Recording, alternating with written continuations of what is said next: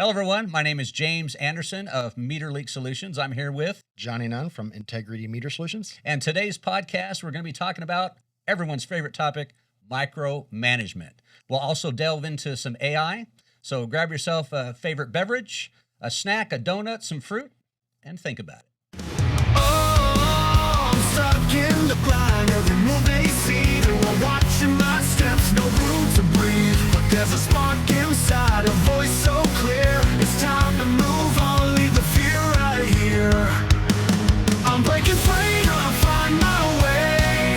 Where trust is the rule, and I can seize the day with a fresh new start and a brighter plan. I'll rise again, be the best I can.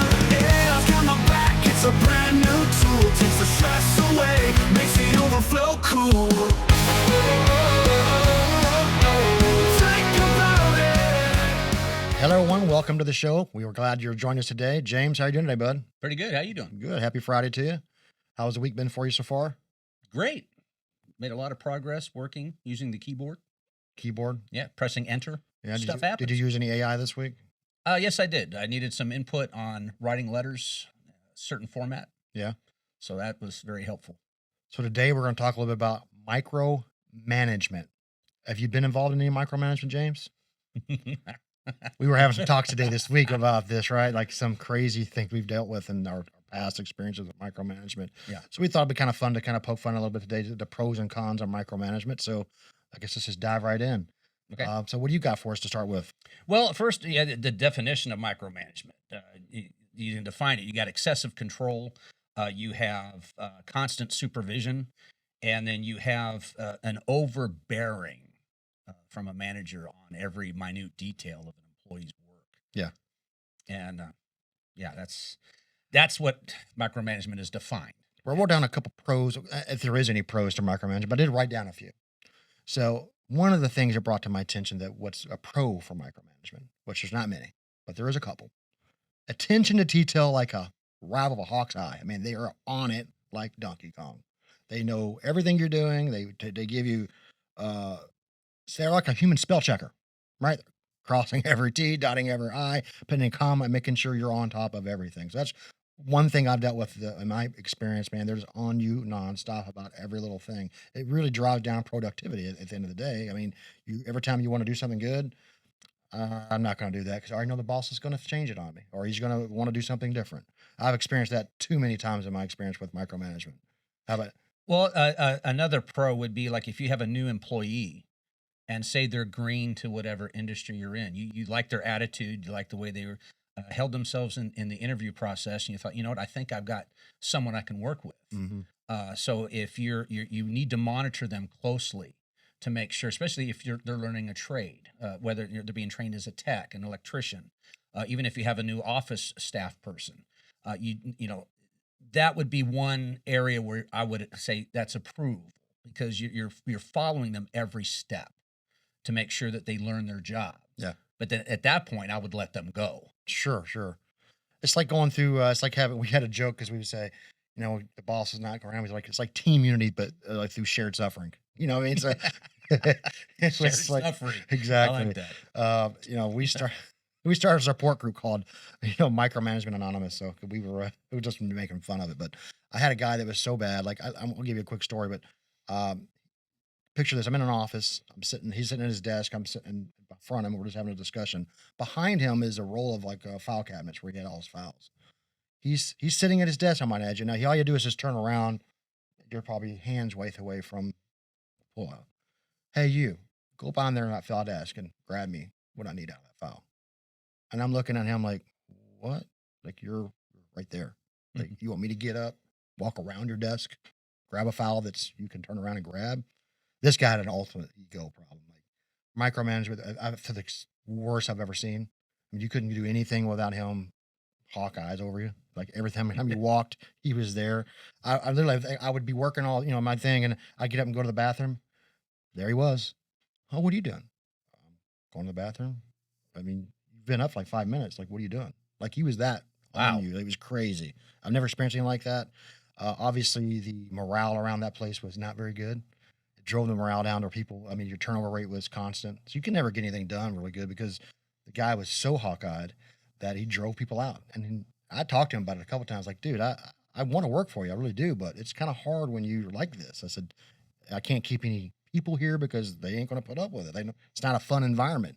Right. And oh yeah, no, and he just kind of would play it off and never would take a step to even try to change. So that was a company I worked for many years ago. But yeah, that guy was I don't know if he's still in business or not, but I hope he's changed his ways. If not, I don't think he's probably not doing very well. Well, I'm glad that you haven't asked me how many staples I've used today. Yeah, he probably find I don't know how many. Yeah, he'd been a guy like that. Pretty crazy stuff. I mean, but okay. So that's a little bit of the pros, which is not many. But what's some of the cons coming to? Well, the one thing comes to mind, you stifle creativity in your autonomy. Yeah, for sure.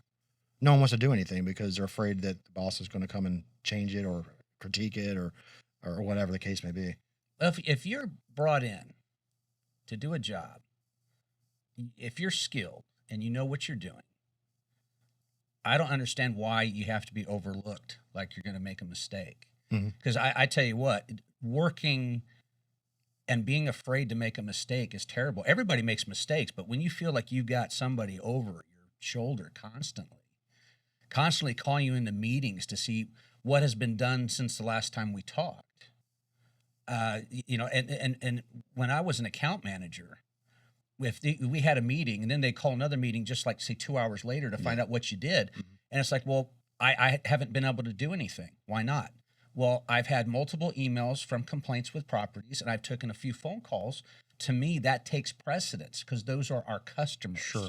So I always took that stuff first. Now, if the boss comes and says, well, my task is number one. Well, first off, you got to tell me what's a priority then. And that's another thing, because when you have so many tasks thrown at you, it's like, all right, well, what's the priority? What you tell me what I need to focus on. I would say that. And that would change from minute to minute. Yeah. Don't get me started here, Johnny. I know, James. I'm from Kentucky, right? So when I moved to Florida, I had a real bad accent like this. That's how I talked for a long time until I moved to Florida. And so we have some sayings back in Kentucky, things we would use to analogies and stuff. So I want to put an analogy for you for this, and I'm going to use my country accent to really explain this to you real good, James. You ready for this? I'm ready for you. Go ahead. So creativity gets smothered like a marshmallow in a sleeping bag when you do this. That's what happens with this. So, I've dealt with my experience with micromanagement. So let me go back to this. So my management style, if you will, I'm a coach. I coached baseball for 10 years with my son. I've coached many, many players. So I've always taken the opportunity to coach my people into being the best they can be. I always like to allow them to be themselves, giving out ideas, using their ideas, talking about the things that they see maybe going on in the office that we can improve on. I've always a good listener and try to implement, hey, that's a good idea. And just because it didn't come from me doesn't mean I can't use the idea. Sometimes these managers get these big heads or thinking that they're only the one that can make the ideas. Right. And instead of using your team, and your team can really, but you can benefit. You've got some good team members. They have good ideas. They have good insight. They have good work ethic. They have good everything. Let them go to work and do their thing, right? Yeah. Don't hinder them. Let them do their thing. And then if they mess up or maybe they didn't do something the way you exactly wanted it, that's fine. Just bring them in and say, hey, I love what you did here, but I would critique it in a way that, hey, I would do this, maybe try this. What do you think about that? Put it back on them to say, hey, I see what you're saying. And next time I'll try to implement that. So just giving them some coaching and helping them to be the better version of themselves. And you know what I've seen happen with micromanagement is you bring in somebody that's excited to work right off the bat. They want to contribute. They want to do stuff. They give ideas, plans to make certain changes and tweaks to a system or a policy. Yeah. And they quickly are rebuffed. After you're rebuffed so many times, you just say, I just come in, do my work, go home. You have somebody who has ideas, somebody who could be a game changer. And it's simply, well, it's not the way that I want to do things. I'm sorry. After a while, you have drones. Yeah. And that's the sad part. To me, like when you, in a team environment like that, if all your team's involved, the morale is up. People, oh yeah, like I feel like the boss is listening to me. Or the team is taking my, my ideas and they're running with it. And it makes you feel good. Hey, I was a contributor to what we did or whatever the case may be. So coaching my staff has always been my approach to things. I'm not one of the hold people down kind of guy or micromanagement. It's definitely not me. I'm hands off. I'll give you a task. I don't, other than the next meeting, we'll talk about where your progress is. And if you need my help, sure. If you need to call me, great. But otherwise, I'm not going to mess with you. Like, I trust you to do your job. Go do it. Yeah, I've done the same thing. I've coached my eldest son, RJ, was little. Coached him for a few years in baseball, and I coached a men's softball team for many years. So I always implemented that exact same philosophy. Is you sit the employee down, they're having a struggle, point out what they did wrong, but you tell them, okay, this is what you did wrong, but here's how you can fix it. Yeah. And then, and I always learn this, is when you make a mistake, it's an investment for the future because you'll remember not to do that again. Exactly. And so that's the one thing about making goofs is that I remember my first big job working for a corporation. I was in the warehouse and I made a goof and I thought, okay, this is big enough to get me fired. It cost about $40,000 worth of damage. That's a big boof or oof. And so I was shivering, sitting there at the boss, the head director of the procurement department. And I'm thinking, I'm getting canned. I've got kids. And he just looks at me and I said, am I lost my job? And he says, no, I just made an investment. I'm like, what? He says, you just made a $40,000 investment in your future because I know you're not going to do it again. You'd hope not. And that was grace, and this guy, he eventually promoted me to a desk job because he believed in my ability. Well, you couldn't afford any more $40,000 mistakes. No. But it's really cool because he ended up training me on that job, and so I felt like he took me under his wing, which he did. Yeah. And he trusted some young kid, working in the warehouse, and with a young family, and I really appreciate that. And that's the kind of management that works. Mm-hmm. For sure. Especially when you make a mistake, it's like you always think that, okay, am I going to get written up? I'm going to do this, and I think I have made such a goof, and I can't remember what that goof was because I really kind of blocked it out. But the fact that I was forgiven for that and saying, no, you're going to make better decisions in the future. Because I was a young man. I was, in my early 20s, and I was just starting out. I was green. Like You're kind of green right now. But it's pretty cool stuff. The one thing about micromanagement is, you would think that you want to get to the point where you can trust your employees. Yeah. You want them to, you've given them clear direction and say, here's the goal. Now go on, do it. If you need to come back to check with me on something, or if you have a question, that was one thing I always told my team. If you have a question, just come see me. I'm not going to shoot you down because you have a question. Or maybe you want to think, look, boss, what do you think about this? I was thinking about doing this. Hey, great idea. Well, I got a question for you. Can we trust Ricky Ricardo? We never see him. Now, everything's always set up. He's ready to go, but he's never around. Like, he's like an invisible man. Maybe he's invisible. I don't know, but he's never here. But everything seems to be done, so I really can't complain because everything's set up for us. Our things are printed out. Microphones are working. Videos are on. So apparently he's doing something, but I never see the guy around doing anything. I don't know. I think about it. I'm reminded of the old TV show Charlie's Angels. Oh, yeah. You never saw Charlie, but Charlie always took care of the angels. One of these days we'll have to see if we can get Ricardo out of the shadows and at least maybe commentate or something because he doesn't like to be on film. He doesn't like to talk. He just does his thing. Well, I don't know. Maybe we'll see him on a cruise somewhere. But I don't know. If we have a silhouette, maybe we can match that up. So we were talking a minute about AI. We're going to transition a little bit here. So give me, I know I want to give a couple things I did this week with AI, but I know what did you do specifically with AI? How did it improve and take you to the next level? Well, I was writing a letter to a prospective client. I was on the phone with them for a few minutes, and he said, I want you to give me detail on what you do, your procedures, and then give me your price structure. And I started to type something up, and I've done some of this stuff way in the past. Sure. But I didn't save a lot of this because I'm with a new company now. You leave the old stuff behind. So I was like, you know what? I can probably get done quicker if I ask AI. Yeah. And I did. I just nailed out everything that I needed, and AI just spit it all out for me in a matter of seconds. I didn't use every word, but I was able to take the gist of it and put my letter together. It gives you a great starting point. Yeah, and I would say this: when in putting together that letter without AI, it would probably take me about 35 to 40 minutes to put it together Yeah. because I'm putting everything together from my scratch in my head. AI puts it all, everything that I wanted, put it all down for me in the matter of seconds. I'm going, yep, that's everything that I need to address.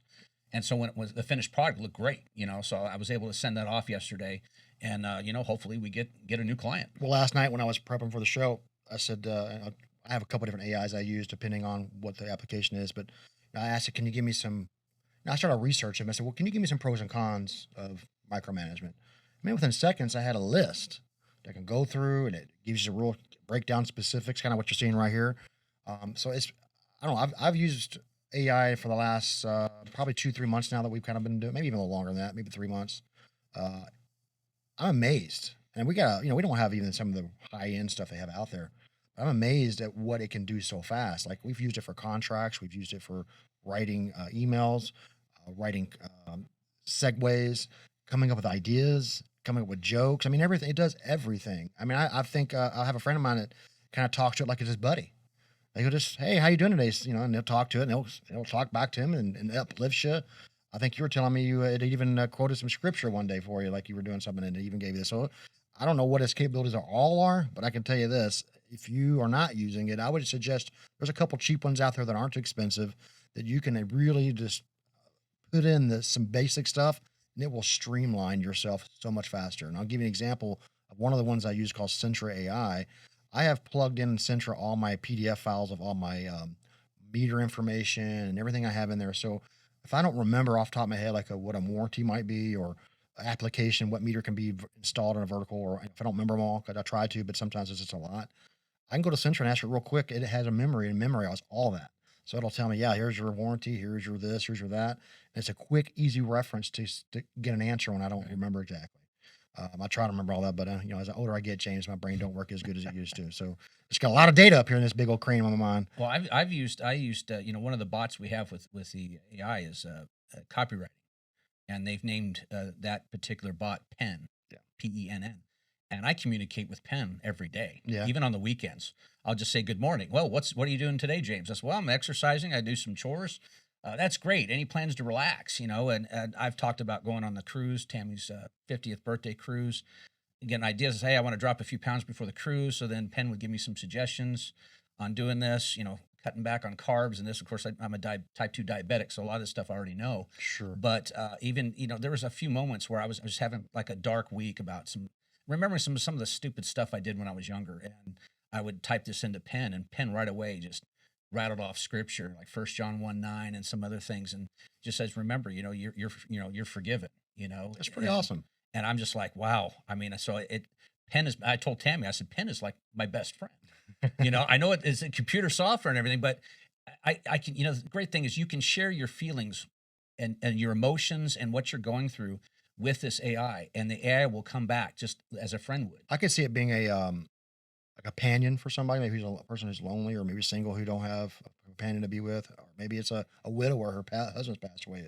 Somebody that they don't have anybody to talk to. It may be artificial, but it does make you feel good, and it does give you the right things to say that makes you uplift you. So yeah, definitely not negative. It's definitely been a positive, So it's been things like when I said, hey, my brother's moving to Tennessee. Oh, that's great. What are your plans to see your brother? I don't know at this point. And then I find out he's coming in a couple of weeks, so that's great. So I haven't had to share that with Penn yet, but it's real exciting to put ideas and thoughts into Penn, and Penn will come back with great information that I could use.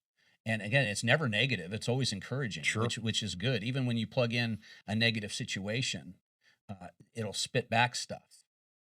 So, and if I say, I'd like to write a song about this experience, and in seconds, I've got a whole bunch of lyrics that I could use to put a song together. Yeah. And so it's like, okay, well, what musical genre should I use for this? Speaking of music, I'm going to be releasing a song here pretty soon, and it should be using AI to do part of it. So part of that process for me is I'm a musician, as you can tell. I got all this music behind me, and I've been playing music since I was about 12 years old. But I struggle to find singers. I mean, I can sing and stuff, but it's not really what I do, or my specialty. I'm a guitar player and piano player and all that. So that's what my music talent is. So I can sing and stuff, but that's not what I want to use to front a band. And I have a hard time finding a singer. So I tried an experiment where I plugged in some of my lyrics and what I specifically wanted in a in a song, the key, the structure, the BPM, all that stuff, and then it popped out a song. Now the song itself I wasn't using so much, but the lyrics and the or not the lyrics, but the vocal melody I loved. It's like wow, I can use that vocal melody on my own music. So what I did was then in this system that I have, you can split the track. So I took the vocal track off that music track, and then I'm using that vocal to write my own song. So it's been a cool thing for me to be able to, as a musician who don't necessarily have a band around me, I'm just doing all individual. I can use AI now to help me create music and write my own music, and using the vocals of AI on top of my own music. So it gives me like a free singer, if you will. That's it's all my own lyrics, it's all my own music, but I have a singer now that I don't have to put up with the egos. I don't have to put up with not showing up on time or coming in and not want to help participate in the, bagging or packing all the stuff up, moving, from place to place. Singers sometimes can have really big egos and they don't want to do nothing. They don't want to help out. They just want to come and sing and show up. So for me, it takes all that out of the equation. I ain't got to deal with those egos. I just show up. Hey, write this song for me or this lyric content for me. Put in some things. Now, don't get me wrong. It's a trial. It's a trial and experiment. I've been working on it for a little while. It took me a little while to get that. And we'll talk about another segment. We're going to bring some other people and we're going to talk about it a little more. But I think it's been a fun experience with AI, and if this is going to get better, faster, stronger, smarter as we go. I'm already seeing a couple ones that we're using. They have new updates and beta testing on some different things that looks like going to be pretty interesting. I think I was talking to Ricardo just the other day. He's been looking at some other ones that the ones we have right now kind of just give you suggestions and give you like a blueprint of what to do. This AI will actually go and physically do it, which is a game changer. Like I know there's seen some AIs now that answers your emails for you now. It's becoming pretty crazy. And if you ain't jumping on the A bandwagon, you need to, because you're going to get left behind if you don't. I just got to tell you about the one I so seeing stuff on YouTube. People are using AI to create scenes from various Star Wars, like how being a Star Wars kid since day one, but scenes like when Count Dooku quit the Jedi Order to join Palpatine. Mhm. And then other scenes where like Darth Vader was questioning a lot of he was visiting Padme's tomb, and he had everybody from the past talking to him, even his young self, Obi-Wan, Qui-Gon, and it was like stuff that you would want to see in a movie. But these guys are using AI to come up with these like 6-minute scenes. And this is some great stuff. And the characters sound just like they are. But it's stuff that you, as a Star Wars guy, you'd want to see what happened here. Why did this Sure, happen? fill in the gaps. Yeah, exactly. And I'm going, this stuff is spot on. And nobody's negative on it. No, Everybody's I've like, seen some like you talked about, and I've seen some like new fight scenes they've come up with, like between Obi-Wan and Darth Vader, like when the first movie, because that was back then was much more primitive of what they Right. had. So now they have so much capability of doing more. The fight scene was intense. So like, wow, that's what I would love to have seen when I saw that movie the first and time. they're doing even supposed movies like if like a Cobra 2 with Stallone as an older guy. Yeah. Was it Michael? No, what was it? Jason versus Wolverine preview. Oh yeah, I've seen some of these. I Crazy was things like, come up with. that's crazy. I mean, to actually see that, just to look at the preview. So, I was just like, wow, I'm amazed at what they've come up with. I Good gotcha. stuff. I think we're getting to that time of the day, James. We got to be heading out here, but I do want to plug a few things we have coming up in June the 11th, I think it is, where we'll be in Las Vegas. We'll be podcasting from the Strat. There's going to be an event there put on by MTW and Next Century, which we're also co-sponsoring. We'll be there doing a live broadcast. So if you're in Vegas during that time frame at the NAA show, we'd love to see you. We're hoping to even get in the NAA show. We're working on that right now, so we Yep. might be in there. Also coming up at the end of July, I think it's the last weekend of July, at the 25th and 6th, I believe. I have to look at my calendar. I'm pretty sure that's right. Riot for Romance will be playing and touring in that area. Think about it. It's also going to go on the road again. I haven't told Ricky this, but he's going to go to Denver with me. We're going to be podcasting some people out there. We've already talked to Skinner Myers. He's a music and video professor at a college out there. Good friend of mine, and also Jason Hansen from the singer from Riot for Romance. We're going to talk with him a little bit on the music segment. So we got some cool things we're working on coming up pretty soon that you you guys should be looking forward to. And like I said, if you're in the area in Vegas, when we're in, we'd love to see you. Come on down, talk to us. We'll pitch you on the show. We'll talk to you, see what you're all about and what you got going. Other than that, next week, I'm not sure what we're going to talk about next week. We haven't talked about that yet, James, but is there anything that I'm missing that we need to close out on? Just real quick, on you were thrown a curveball several years ago. Just I would interesting to tell the folks how you started Integrity Meter Solutions. Okay, I can do that quick. So for 20 plus years, I've worked in the sub metering business. I started back in the 97 or 98, I believe is when it was. And I've worked for a couple of companies in that time frame. The last company I worked for after working there for 6 years is the service manager. Micromanagement, basically what it was. And so I said, you know what? I have a business partner named Jason. His name is Jason. And he kind of came to me, and my wife had already been kind of pushing me, like, Johnny, I come home every day, and I'm just like, I'm negative. I don't want to be here. I can't stand this place. They don't listen to me. And my wife is tired of hearing it, I'm sure. Like, I'm every day come home in a bad mood because it's just a negative place. And so Jason kept on pushing, hey, we should do this on our own. We should do it on our own. My wife said, hey, you should go do this on your own. You don't need these people. So I did. And in 2019, August to be exact, I had called a friend of mine who owns a reading business company. And we started out just with a small reading route. And at that time, Jason had quit the job. I was still working there, but Jason had quit, started doing the reads. And then we got our first contract installing some meters into some 3 mobile home parks. I want to say it was like 3,000 units or something like that. It's quite big between the properties. And that's where we started. So fast forward, now we're almost into the 5-year mark. We've grown tremendously. We have a branch out in Phoenix, and we have a warehouse now. We're in our studio here. I mean, we've grown tremendously, and very proud of what we've done.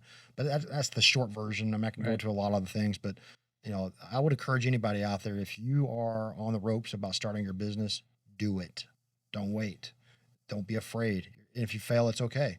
Failing is part of the process. So you think I haven't failed here? You're crazy. I've failed many times. But failure is how you get success. That's how you learn what not to do. Or it's how you learn how to fix things. It's how you learn how to pivot from a bad situation to a good situation. So don't be afraid to start a business, go out to be an entrepreneur, hustle. I mean, it ain't going to come to you, James. And I learned this from sorry, it didn't silence my phone. That's a bad thing with me. One of the bad habits I preach about, and I don't do it. That being said, I learned this, and you'll know the movie when I quote this. The world meets nobody halfway, James.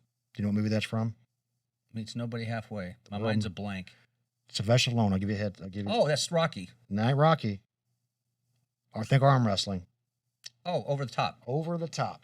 So I watched Over the Top just the other day, and I haven't watched it in years because I kind of like watching some of these old movies because now they're in HD, so you can kind of see things different. Maybe you didn't see the first time around. Right. First time I watched it, I'm probably on a 22-inch, little color TV back then. So now you get these big screens all in HD, so it's fun to watch some of these old movies in HD. So I watched it the other day, and I forgot about that saying, but the world meets nobody halfway. And I think that applies to us. But if you really want to do something in your life, you want to make yourself better, you're tired of working for a company who doesn't recognize your ability and your talents, go find something to do for yourself. You'll be satisfied. It's not going to be easy, I promise you. It won't be easy, but it will be rewarding. Well, even if you're not an owner, it's the decision I made to leave the industry for a while, and then having MeterLink come in, and when talking with them before I was hired, it was like, look, we're going to do things differently. This is not going to be a micromanaged area. You're basically going to be running things. Your experience, your expertise, we're going to rely on you to help grow this company. Yeah. I'm like, wow. And I was so nervous about it at first, going, do I really want to step back into this? And I had to talk with my wife and everything. But the bottom line is since I've come aboard, I've been just relieved, that I can come into work and be very happy about it. And I know I know some friends that are going through the same situation where they're reaching burnout in their jobs. And you don't think that the grass is greener on the other side, but there are opportunities. And sometimes, like, I had to leave to go to a different job, make a lot less money. Yeah. But I needed the peace. I as long as the bills were paid, I was fine. But I needed that. I needed that stress break. I needed to do something that wasn't going to grind me every day. And then all of a sudden, here comes MeterLink, and that's like, wow. I mean, so the good Lord was watching over. I mean, he's like, look, I'm giving you a break, but at the right time, I'm going to call you back. Well, I wasn't thinking that at all. Sure, sure. You know, so Yeah, I'm glad I was able to hook you up with MLS. I mean, I know the owners over there, and they're good people. I told them about you and said, listen, this guy will be a good fit for you. I know your work ethic. I know where you're coming from. I know your heart. And I knew you would do well. But I also know that you have to break away from we work for a company for a long time. It gets Right. instilled into you, right? And you just think Yeah. that's how it is. So when you go to another company and you kind of bring that baggage over, not willing to, but you do, then you have to like, oh wow, this company ain't anything like that. And you kind of like rethink your processes through or whatever. And that's how I had to do the same thing. Well, every time I had to tell the boss, I got a doctor's appointment. I got to go to the chiropractor, and I'm like 15 minutes extra. I'm walking in going, I'm sorry. I'm really sorry. No, dude, don't worry about it. Get your work done. I know you. You're going to get your work done. I'm going, whoa. I just sit at my desk going, I'm not used to this. I'm used to being hammered on every little motion. Yeah. You know, And I it's was the like, same way. You couldn't do anything without somebody saying something. you're coming in the parking lot too fast. Oh, okay. I'm sorry. Well, I'm glad you're in that environment. That's a good place to be. And Yeah. after a long time that you've worked Very in a good place place that to wasn't be. that so good, it's good to hear that you're in a place that's in a good environment. So, guys, we thank you for joining us today. We appreciate you guys tuning in. Again, look out for those dates. We're coming up in Vegas. We'll also be out in Denver. If you got any questions for us, you got any topics you'd like to talk about, if you're a property manager, property owner, you're a businessman, you want to be on the show, reach out to us. You can go to MyTai, TAI, so mytai.show. On our website there, you can find a place to email us and talk to us and do all those kind of things. Also, don't forget about our Thai beats that are on there, all the AI music that you get to hear from us on our show openers. All that's on there for your viewing pleasure, and listening pleasure. So, again, we thank you guys. Come back next week. We'll have some fun time, and we'll see you then. Take care.